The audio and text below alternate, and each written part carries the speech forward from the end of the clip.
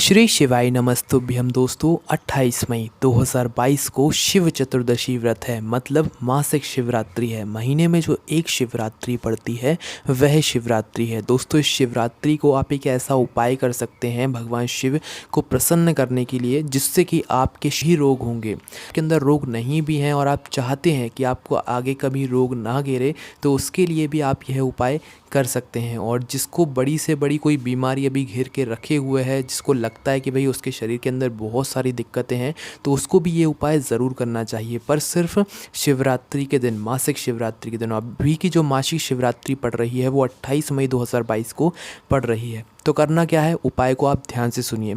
इस उपाय में आपको जो है यहाँ पर तांबे के लोटे की ज़रूरत पड़ेगी। ठीक है, तांबे का लोटा आपको लेना है, उसमें जल भरना है, शुद्ध वाला। तांबे के लोटे में जल भरने के बाद आप लोगों ने देखा होगा कि बेलपत्र के वृक्ष में बेल के फल लटके हुए होते हैं। ठीक है, तो आपको क्या करना है, उन बेल के फल को लाना है। ठीक है, उपाय में ज़रूरी है।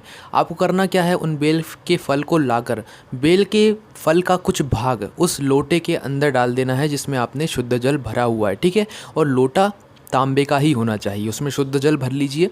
और जो बेल पत्री के जो बेल का फल होता है, उस बेल के फल का थोड़ा सा भाग तोड़ कर, काट कर, कैसे भी कर थोड़ा सा भाग उस लोटे के अंदर डाल दो।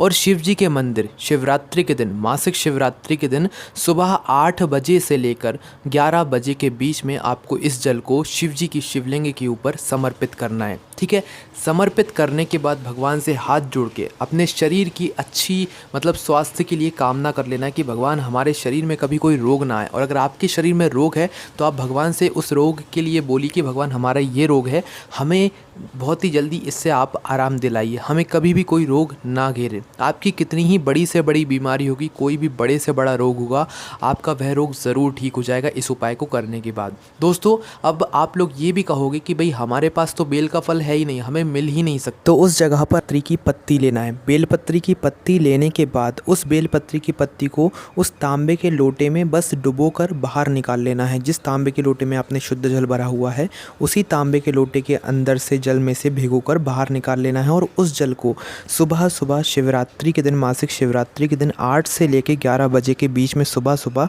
इस समय के बीच में आपको शिव जी के मंदिर जाकर इस जल को शिवलिंग के ऊपर समर्पित कर देना है। समर्पित करने के बाद भगवान से अपनी प्रार्थना कर लेना है। अपने शरीर की जो है यहाँ पर रोग, जो भी आपके अंदर रोग है, बीमारी है, उसको मतलब मन में स्मरण करके भगवान से विनती करके आप वो बोल दीजिएगा, आपका वह रोग, बीमारी बहुत ही जल्दी ठीक हो जाएगा और कभी भी आपको कोई रोग नहीं घेरेगा। कोई भी समस्या आती है तो कमेंट करके पूछ सकते हैं। ज़्यादा जानकारी के लिए आप लोग हमारी वेबसाइट भोलेनाथभक्ति.com पर जाकर भी इस तरीके की जानकारी को पढ़ सकते हैं। ओम नमः शिवाय, जय भोले बाबा, श्री शिवाय नमस्तुभ्यम।